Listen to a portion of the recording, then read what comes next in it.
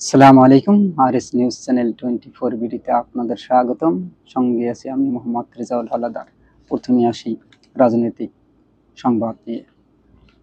আওয়ামী লীগের দোসররা দেশকে অস্থিতিশীল করার চেষ্টা করছে। বিস্তারিত।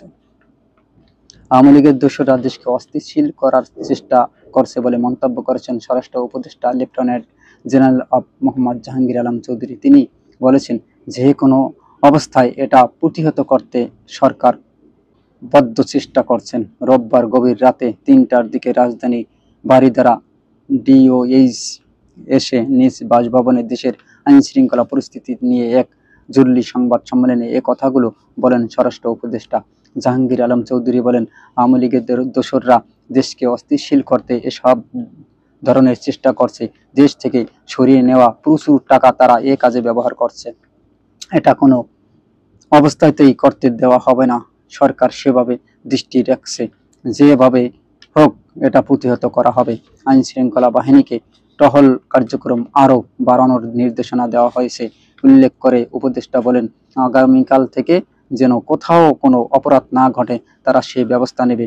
আর আইন শৃঙ্খলা বাহিনী যদি এই নির্দেশ কার্যকর না করতে পারে তাদের বিরুদ্ধে ব্যবস্থা নেওয়া হবে। আইন শৃঙ্খলা পরিস্থিতি আরও উন্নত করতে হবে।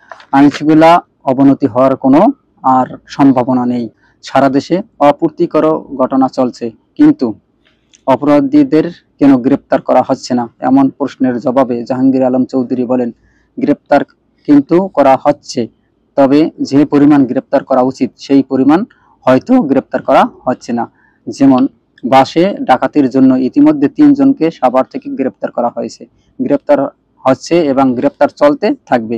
এই সময় স্বরাষ্ট্র উপদেষ্টার দাবির প্রসঙ্গে প্রশ্ন করা হলে এক সাংবাদিকের প্রশ্ন করেন, আপনার পদত্যাগের দাবি করা হচ্ছে, কিন্তু কিছু সময় আগে ঢাকা বিশ্ববিদ্যালয়ের শিক্ষার্থীরা বিক্ষোভ মিছিল করেন এবং স্বরাষ্ট্র উপদেষ্টার পদত্যাগ দাবি করেন, সমাবেশ করেছেন।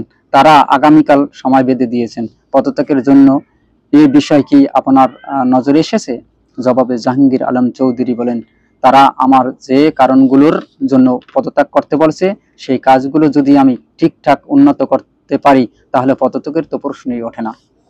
তারা তো চাচ্ছে আইন শৃঙ্খলা পরিস্থিতির উন্নতি, আমি সেই ব্যবস্থা করছি। ডেভিড হান্ট নামে যৌথ বাহিনীর বিশেষ অভিযান নামিয়েছি, তাই আগের চেয়ে অনেকটা উন্নত হয়েছে। এই সমস্যাটা বাদে যখন ৩২ নম্বর বাড়ি ভাঙ্গা হয় সে বঙ্গবন্ধুর, তখন থেকেই আওয়ামী লীগের দোসররা এই প্রচেষ্টা করতে থাকে দেশকে অস্থিতিশীল করার জন্য। এবং সাবেক প্রধানমন্ত্রী শেখ হাসিনা তিনি বারবার তার নেতাকর্মীর উদ্দেশ্যে বলেন যে দেশকে এমন একটা পরিস্থিতি নেবে যাতে দেশটা শৃঙ্খল সৃষ্টি করার চেষ্টা করবে এবং দেশে বোঝাতে হবে যে আওয়ামী লীগ সরকারই ভালো ছিল। এরকমের একটা পরিস্থিতি যখন মাঠে তাদের নেতাকর্মীদের বলা হয় তখন তো তারা উৎসাহিত হয় এবং এই যে টাকা পয়সা যে নিয়ে গেছে তা দিয়ে তাদেরকে এই অপকর্ম চালানোর চেষ্টা চালানো হচ্ছে।